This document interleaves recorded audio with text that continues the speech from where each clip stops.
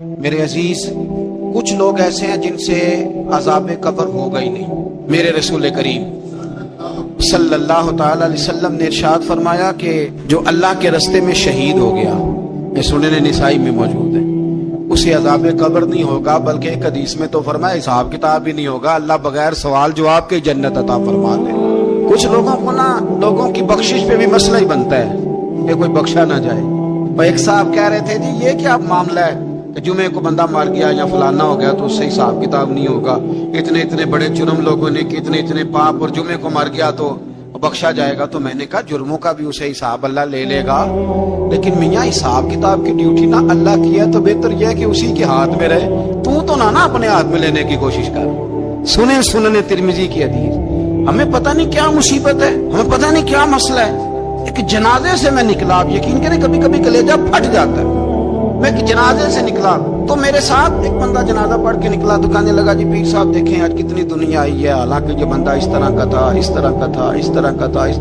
میں نے اسے کہا یار تجھے تو فکر ہی لگ گئی ہے کہ جنت میں چلا ہی نہ جائے، تو اس طرح کرنا جنت کے دروازے کے سامنے کھڑے ہو جانا ڈنڈا لے کے کہ میں نے نہیں جانے دینا۔ شرم آنی چاہیے ہمیں۔ اللہ فرماتے ہیں جنت اتنی چوڑی ہے جتنے زمین و آسمان، اس کی چوڑائی زمین اور آسمان کے برابر ہے، تو ہم تو اپنے علاوہ کسی کو جانے نہیں دینا چاہتے جنت میں۔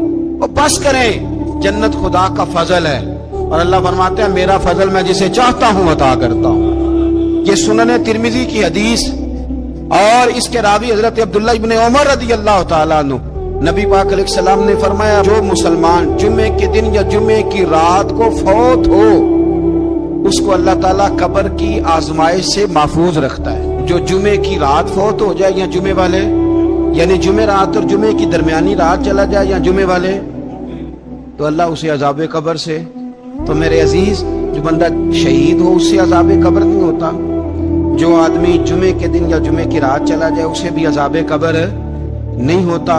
اور میرے رسول کریم صلی اللہ تعالی علیہ وسلم نے فرمایا جو بندہ ایک دن اور ایک رات، یہ حدیث صحیح مسلم میں، سنن ترمذی میں، مصنف عبدالرزاق میں موجود ہے، ایک دن اور ایک رات اللہ کی رضا کے لیے اسلامی سرحد پہ پہرا دے۔ میں اور آپ سوئے ہوئے، لیکن وہ لوگ جو فوجی بارڈروں پہ کھڑے ہیں، دیکھو مدینے والے محبوب کس کس پہ کرم فرماتے ہیں۔ ساری عمر نہیں، 24-25 سال کی سروس نہیں، فرمایا ایک دن اور ایک رات اللہ کی رضا کے لیے جو اسلامی سرحد پر پہرا دے، مسلمانوں کو کافروں سے بچائے، رب اسے عذاب قبر نہیں دے گا، اسے اللہ تعالیٰ اپنے فضل سے معاف فرما دے۔ ایک رات اور ایک، آپ کیا سمجھتے ہیں کہ ان فوجیوں کی کوئی چھوٹی شان ہے؟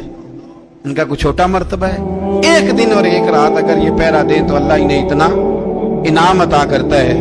اسی طرح سن لو، یہ ذرا غور سے سننا، ابن ماجہ کی حدیث، اور اس کے علاوہ مسند ابو یعلا میں موجود حدیث کے راوی حضرت ابو ہریرہ رضی اللہ تعالی عنہ، حضور صلی اللہ تعالی علیہ وسلم نے فرمایا جو شخص بیماری سے فوت ہوا، قربان جاؤں میرے محبوب نے بیماری کا نام ہی نہیں لیا، فرمایا کوئی بھی بیماری ہو، فرمایا جو آدمی بیماری سے فوت ہوا اللہ اسے شہادت کی موت عطا فرمائے گا، اور وہ عذاب قبر سے اور قبر کے امتحان سے بھی محفوظ رہے گا، اور حضور فرماتے ہیں اس کو صبح اور شام جنت کے باغوں میں سے رزق دیا جائے گا۔ جو کسی بھی بیماری سے مرا، یہ لوگ بیماری سے مر رہے ہیں تو لوگوں نے اچھوت سمجھ رہے ہیں، اچھوت، یہ اچھوت نہیں ہے، اس لیے کہ لوارث نہیں، یہ خدا رسول کے ماننے والے ہیں، تم انہیں اچھوت کہہ رہے ہو اور مدینے والے رسول انہیں شہید فرما رہے ہیں۔ حضور نے فرمایا جو بیماری سے مرے شہید ہے،